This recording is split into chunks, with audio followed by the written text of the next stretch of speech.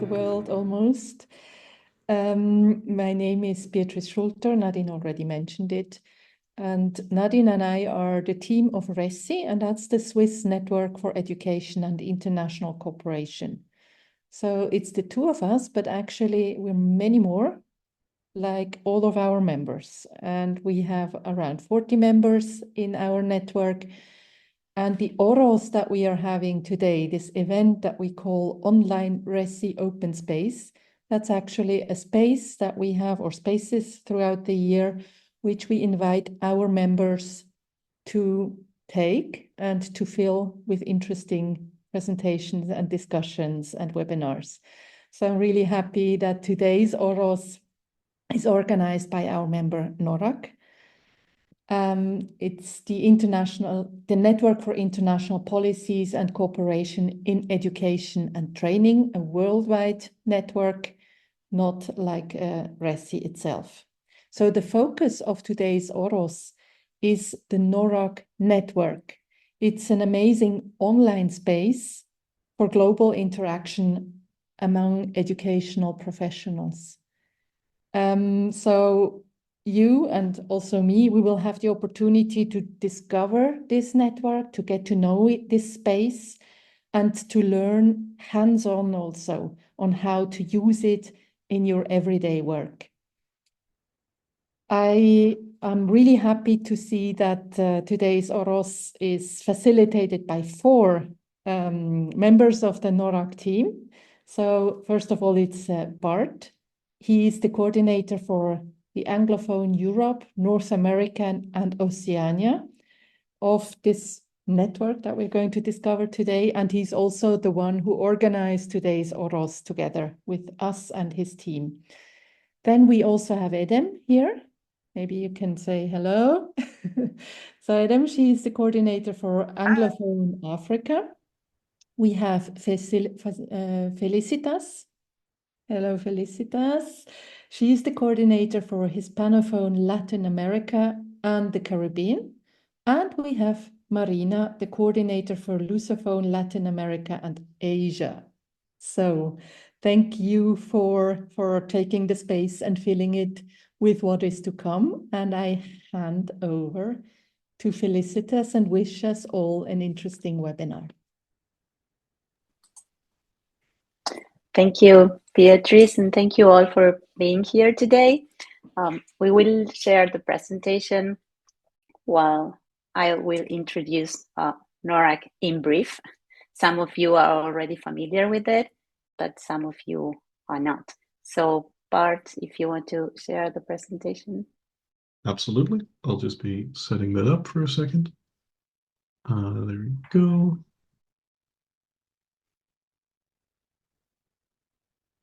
There we go. Okay, so as I said, we're going to first shortly introduce NORRAG and then introduce you and welcome to our map, which is one of the tools or the core tools of our network. So as regards NORRAG, NORRAG is a global education center of the Geneva Graduate Institute in Switzerland. It's a global network of more than 5,800 members, and it aims at international policies and cooperation in education and training. Throughout the years, we can see that in the next slide, we can see many changes in NORRAG. It was created in 1977 by the International Development Research Center, IDRC of Canada, and it was originally created as a Research Review and Advisory Group, which is RRAG. And the aim of this organization in the late 1970s was critically reviewing and disseminating education research related especially to the developing world. In 1986, the name was changed and it included the term Northern Research Review and Advisory Group, and that is where NORRAG came up from. And this birth was made possible by the support of the Swedish International Development Authority. And although it was a few years before Northern was changed to Network, and that is what NORRAG stands for at present, it already had a global reach. From the beginning, it had subscribers from Latin America, Sub-Saharan Africa, Southeast Asia, and the Caribbean. And also from the very beginning, its members and contributors were drawn from different areas, academia, but also development agencies and civil society as well. In 1992, the NORRAG's management moved to Switzerland. And since then, activities have been supported by the Swiss Agency for Development and Cooperation. NORRAG has developed several key knowledge products. One of its original products was in 1986, the NORRAG News, and then a lot of work in papers. And nowadays we have the NORRAG Bulletin, the NORRAG blog, since 2018, the NORRAG special issue, and we are offering now a wide range of policy dialogue events, capacity building, and the development of institutional partnerships in the Global South and North. And as you can see on the slide, we had also changed not only our name, but our logo, and that I think accompanies the way in which NORRAG has been changing through the years. Next slide. So what do we do? I would say NORRAG seeks to mainly actively participate in the creation of the conditions for more participatory, evidence-informed policy decisions, aiming at improving equal access and quality to quality education. To do so, NORRAG supports public, private, and voluntary sectors and academia, as I mentioned before, worldwide. We undertake projects in 4 thematic priority areas, which we think need a more and better contextualized research and knowledge, policy dialogue, and capacity building. So these 4 thematic priorities are materialized, I would say, in the questions that you can see on the slide. First, how can data and evidence support the inclusion of marginalized groups? And this, of course, is the connection I mentioned before with evidence-informed policy decisions. The second is how can quality equitable education overlay and intersect with other sustainable development goals? And as we will see in a few moments, this is one of NORRAG's focus, the SDGs. The third one, how can innovations and disruptions improve access, equity, and quality in education? And as you can see here, the focus is the word, I would say, like the keyword here is innovation, of course, disruption as well, but we are looking for topics and research areas which are not really sometimes well taken into consideration.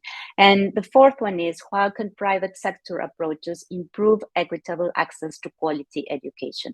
Of course, at NORRAG, we understand and we stand behind the relevance of the state, of the national states or subnational states in the development of education, but we are also interested on seeing how the private sector and the perspective from this private sector can also collaborate in improving education. So NORRAG co-produces, mobilizes, and disseminates quality research and evidence on education and development, mainly to help reduce uncertainty for policymakers, planners, practitioners, and researchers. So we have those 4 actors also interplaying with us. As an example of what we do, I have picked 2 together with my colleagues, but there are others as well. These are 2 of the main projects at present. One is the KICS EMAP Hub, which is consortium aimed at surfacing, amplifying, and using research evidence for policy and planning in the EMAP region. This EMAP region includes Europe, Middle East, and North Africa, Asia, and Pacific.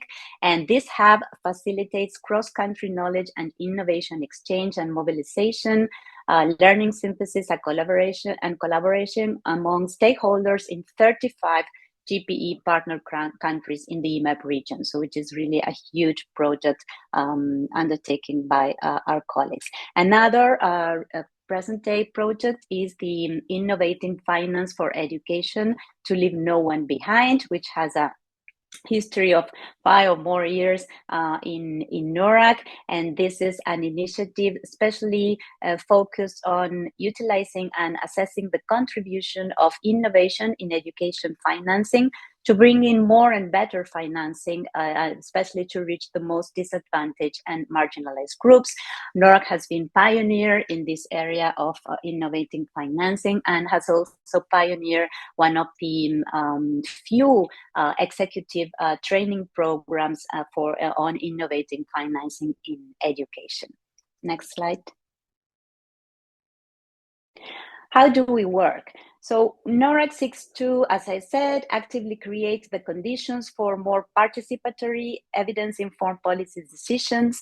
And the word participatory here is a key term, as we will see later with when we present the map.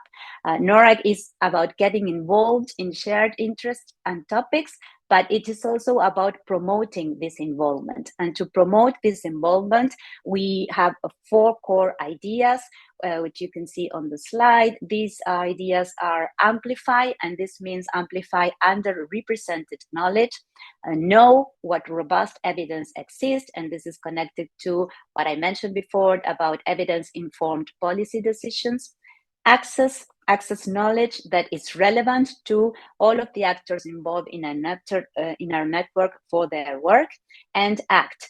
And ACT, of course, is based on context-relevant knowledge and expertise to formulate priorities and solutions. In this sense, next slide, please. An example of the Amplify underrepresented knowledge is in this recent campaign that NORRAG launched 2 years ago. The South also knows. It's a network for experts from the Global South. It works as a peer-to-peer networking involving writing groups, wikathons, events, cross-sector networking events. And it's, of course, building on NORRAG's network and regional coordination. So we will introduce, when we introduce the map, we will show you a bit of the South also knows as well. It has a searchable database for decision makers and others seeking expertise from and on the Global South. And it also involves a campaign to raise awareness about the underrepresentation of Global South scholars in international educational policy discussions. It is also, you can find also information and ideas from the South also know in NORRAG's blog series. One of the blog series is especially dedicated to this campaign, The South Also Knows. Next slide, please. And finally, and as I mentioned at the beginning, NORRAG is connected and concerned about the sustainable development goals, and especially we are interested in finding the connections between all these SDGs, not only SDG 4, which is the one related to education, but how does all of the SDGs can relate and connect. So the question here is, how does equitable and quality education overlay and intersect with other SDGs? And we have produced information and worked on, especially I would say 3 of the other SDGs, but of course we are intending to extend this outreach. we have connected or been related to the SDG on climate change, which is not a new issue for education, but of course, there are new levels of consensus and concern emerging, and we are interested in seeing how educators, but also people who are taking decisions about education are analyzing and considering the issue of climate change. In that sense, we launched it in 2022 in English and in 2023 in 5 different languages. NORRAG special issue number 7, which was, as you can see, dedicated to education in times of climate change, to focus in particular in this connection between education and climate change. Our special issue is first published in English and then is published in 4 or 5 different languages in special customed or tailored editions, which include articles from different regions related to the language in which the special issue is published. Another of the examples we can find in the connection between NORRAG's work and the SDGs and education and the SDGs is the focus on decent work. And this we can also see on NSI 08, NORRAG Special Issue 8, which was launched. It is being launched at present in different languages. We have the Spanish presentation coming soon. And in this particular NSI, we are addressing the problems of the relationship between education, training, and work, and this how this relationship sometimes should be seen as a continuum, but for many people in the world, it's not a continuum, it's something that is interrupted. So as I said, in this month, we are launching NSI 8 in Spanish, Arabic, and Chinese. Another of the connections that we can find between education and the SDGs from NORRAG's perspective is education and health. This was, of course, related to this concern was also related, of course, to the COVID-19 pandemic, because there the interlinkages were clear between education and health, but this has to do with how we support the attainment of targets with goals 3 and 4, working across health and education. And in this sense, we have a blog dedicated to the topic that you can find on our website. And finally, and very relevant to our current activity, it's the connection with education and emergencies, or education in emergencies. NORRAG's work in this area began very early, I would say. Special issue number 2 in 2018 was entitled Data Collection and Evidence Building to Support Education in Emergencies. And in 2019, NORRAG had a data summit in Geneva about the topic. And at present, we have published, the team working on this has published a policy insight on refugee teachers, which is, as the title goes, the heart of the global refugee response. And we were concerned about how refugee teachers and teachers of refugees play a vital role in providing education to refugee children and youth, but sometimes there are actors that are neglected or are not taken into consideration, especially the significant challenge that these teachers face. And also in this area of education in emergencies, we have a recent blog post for the topic, which presents a scoping study related to education system resilience, including a framework for conceptualizing education system resilience. So these are all examples of what we are doing, and this is, I would say, NORRAG in brief. You can find all this information on our website, and we also be happy to share more information if you are interested. And now we will move to one of the core instruments of our network, which is the map, and which is also the purpose of this meeting. I'm glad to see there's people from different regions that are interested in learning about these regions and being busy with it. The sort of more practical questions that you have about how the network works, I think, is a very decent place to start. And we'll get to most of them, I hope. And if not, please do either type in chat or make some noise so that I know to accord some attention to a particular part of it.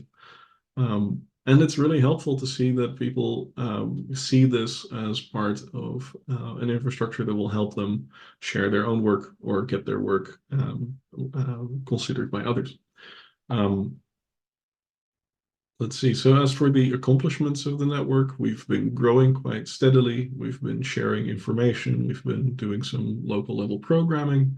And the network as such is a living thing that is evolving. So one of the things that we'll close on are things is a reflection on stuff that didn't necessarily work out or that was more difficult than it should be, and that's going to directly inform our continuing development process on this.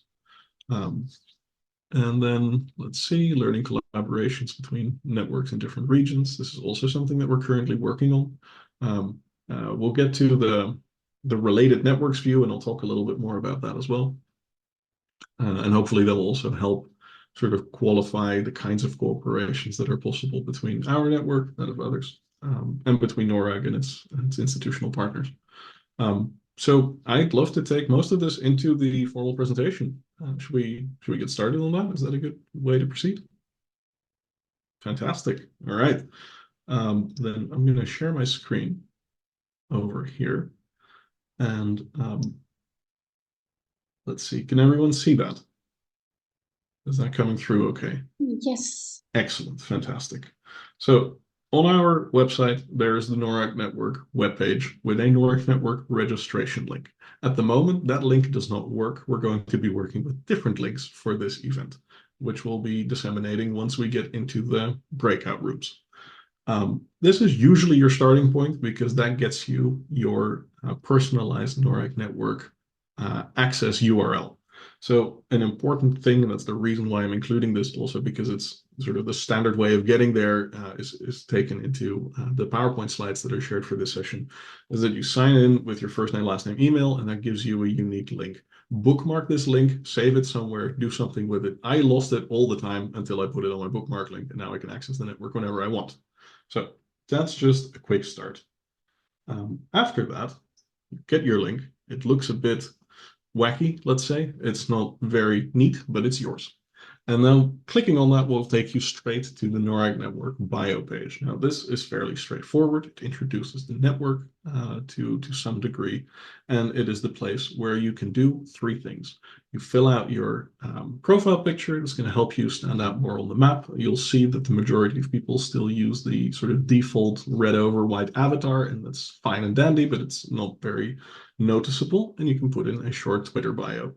Now, importantly, terms of service, please do take this box. This is very helpful. And sign up to our newsletter. We do this once a month. It's completely driven by what NORRAG and our partners are doing and what our network members are doing. So if you want to promote yourself or suggest a piece of content that we should be looking at and disseminating to our membership, please do go ahead. But you'll only notice if you take this box and read these monthly newsletters.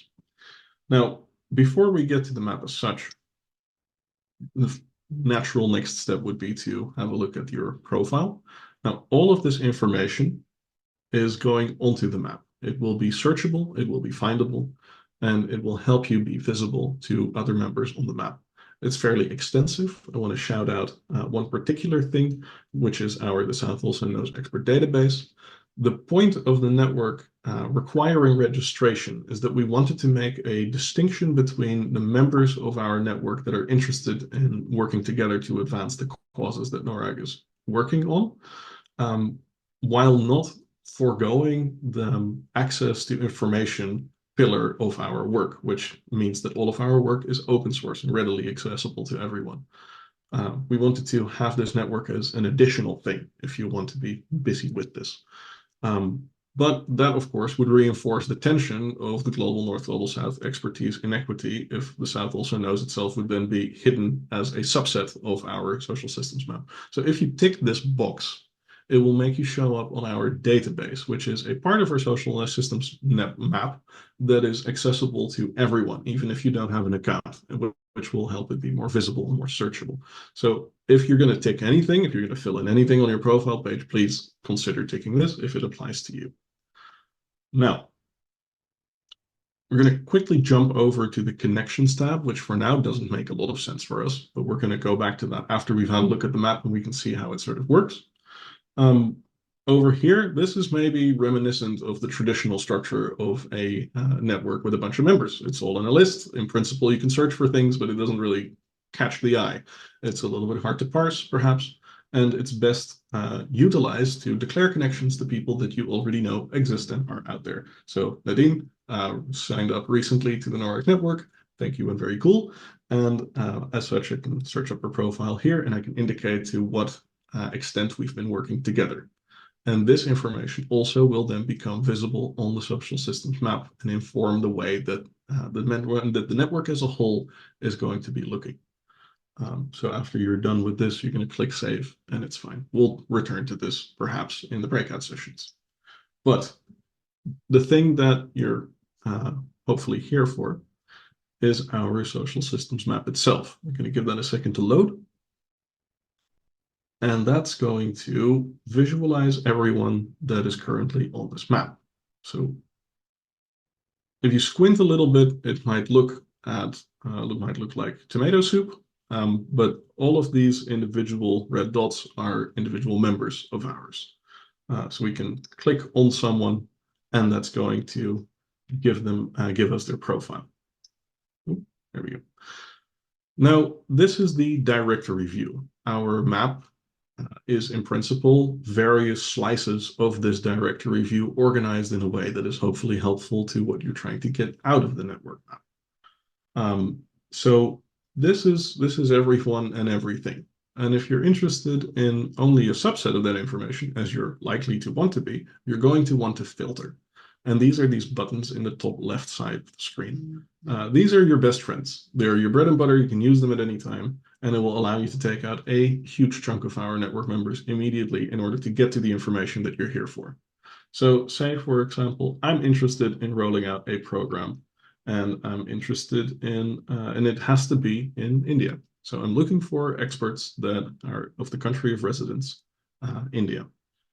We can tick this box and it will take out the majority of our network membership. You know, there's 300 people left. This is a fair amount of people across various areas of expertise and various career trajectories and sectors, but you know, it's significantly reduced.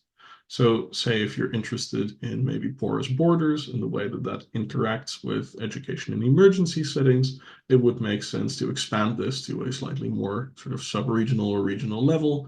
So you'd be interested in maybe taking on exploring our network in Bangladesh in order to put together a group of researchers on either side of the border that are maybe interested in addressing these kinds of topics or that have done so in the past.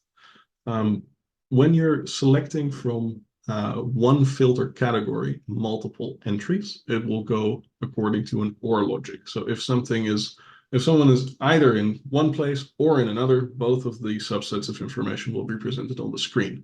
This is important to note because once you go across different filters, so say now I'd like to search by expertise now that I've defined the group of people that I'm interested in, and say I'm interested in conflict and emergency, that narrows it down significantly, right? Because it's taking that subset of people in a particular geographic region, and also they have to be working on this particular research area. Now, this is an amount of people that I think you could address on a peer-to-peer basis. You could go, hey, I saw you on the NORRAG network. This is something that I'm working on. This is maybe something that you're interested in working on. Let's have a chat and figure things out from there. So that's how you can use the directory view very quickly. If you want to reset at any point, you've clicked stuff and you think, oh, well, this is not what I want, or I want to change things, and I don't want to undo the initial the steps one by one, you can always hit the Z key on your keyboard. That's going to reset it to its default state. The network as such is a completely safe environment. You can click on stuff, you can filter things out. You'll never delete or alter anything other than your own profile. So please do experiment. And if you bump into stuff and it doesn't work in the way that you want to, do let us know, because that's the kind of feedback that we can grow from. So that's one way to use the directory view, or rather to use the filters. The directory view is just there helpfully being present as a big bowl of information that you can filter things out of. Now you've noticed that we can filter by a couple of things, but maybe not others. So if you're interested in working with a particular sector of people in the space, so say you're interested in having a look at who is in government, who maybe has the potential to do some policy making or some policy recommending, then you would have to look beyond the filter buttons. You're going to go to our search button, and you're going to wait for the rocket ship to show up, which is a selector. And the selector is basically a sophisticated, much more extensive search function. So say in this case, we are interested in the primary institution type that people are affiliated with, which is most likely going to be filled in by the majority of our network members. And we're going to search for government department. Once you click this box, a drop-down list of all of the options that fit inside this category will show up. And it will spit out a sort of logical breakdown of what it's trying to do, especially once you start working with ORs and ANDs, and you're really drilling down on a specific group of people.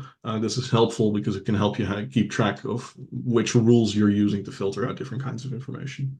And once you're satisfied with it, you're going to click Use Selector. And instead of filtering everyone out, it's going to highlight these elements. And that can help you not lose track of the group of people that you're most interested in, but it can help you filter out and sort of separate that particular subgroup of our network members. So that's just the directory view. Now, there's the South also knows view, which is our network of experts in and of the Global South. This particular subset of our network is also visible on our NORRAG.org website for anyone that is looking to have a chat with these experts about addressing issues in their area of expertise. The same filter buttons apply here, but there's a bit of a teaser for the next step that we're going to be taking once we head into the involvement screen. And that's that there is a bit of there's a few noodles in our tomato soup. They're blue, so they're not good for eating, but that's not what we're doing here. Anyway, these are social connections. And they come in different shapes and sizes, which mean different things, which we'll get to in due time. But clearly, there's parts of this network that is connected to each other, and there's a part of it that hasn't yet. And this will change over time as our network members interact with the map and engage with the information that you can submit. There will be a more dense, sort of more informationally rich presentation in this view. Then NORRAG, of course, maintains its own network, but it's not the only networked actor that is in the space. So we've been working together significantly with ESA, with the Education Sub-Saharan Africa network, with INEE, the Interagency Network for Education in Emergencies, and the KICS Hub, of which we host the EMAP Hub at NORRAG. And this is a very clear, quick two-mode network. If you're interested in figuring out who has been working with these organizations, this network view will allow you to quickly have a look at who is here. And you can filter down again by area of expertise, or by country of residence, or by area, or by region of expertise, in order to sort of surface a group of experts that can maybe help you from an institutional, from a personal, at a personal level. So that's what the related networks view does. This is not set in stone either. We're always happy to communicate with other organizations that maintain their own network of employees and contractors. So if you're interested in linking in, that would be great. Hopefully in the future, we'll have this great big decentralized network structure that sort of shows the different landscapes across different sectors and settings. But for now, this is what it looks like. And then finally, I'd like to have a look at the involvement screen here, because as some of you might be familiar with, social systems mapping is this sort of emerging approach to thinking about networks. It's a bit messy, it's a bit iterative, but it very clearly has its roots in social network analysis. That's where our blue noodles come in. And the involvement view is sort of an overlay to the directory view where we can see everyone that knows everyone else. And you might say, well, this is cool and all, but that's a lot of soup, not a lot of noodles, and this is not very helpful for me visually right now. And I would say, well, wow, that's smart. You're super right about that. So we're going to click this very unassuming button in the bottom right, which is going to hide/show non-connected members. And it's going to pare down, again, the information on the screen to the people that are connected with each other. And this might be helpful if you're looking to approach someone but you don't quite know how or why or when, but you share a connection, either professional, or personally, or otherwise. So, for example, we can see Idem here. Idem is is my colleague. She's here as well, and she is known. People know her. She knows people, and we can right-click her profile and we can say, "I'd like to focus." And then we're going to be looking at Idem's network. Idem has been sharing some connections, and that's all well and good. So say Moira, you're interested in getting in touch. Now, in our case, in our profession, it won't work one-to-one, but the principle still applies. You'd be like, hey, I'd love to talk to her. Can I CC you in an email? And there you go. Say you'd like to expand it a little bit and get a sense of what's happening at a broader level. Well, that's going to show you everyone that Idem knows and everyone that knows Idem's known contacts. There we go. And we can zoom out even further to get a more structural image of what this social network looks like. Now, as the network grows and as people make use of it, as people declare connections, this view will become increasingly complex and will become increasingly informationally rich. The shortest lines between people, for example, here, over here is people that are working together, whereas at the most distended level, these very thin, sort of longer lines, these are people that are aware of each other's work.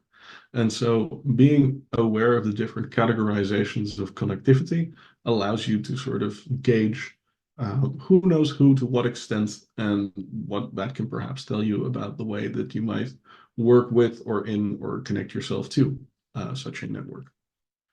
But as you can see, this is a slightly more advanced feature of our network, and the majority of our members have yet to declare connections. So after you will make your accounts, please do. I'd love to, again, encourage you to also share your connections on this map. So very quickly, that is a sort of technical introduction of how we use some of the main features of this network map, what the different views do. And if I've missed anything, or if you'd like me to expand, or if there's questions, I'd love to take them on.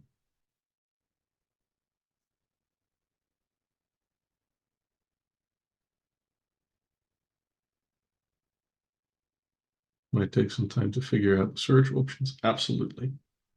Oh, I'm very glad to hear that it's aesthetically pleasing. It's an important thing.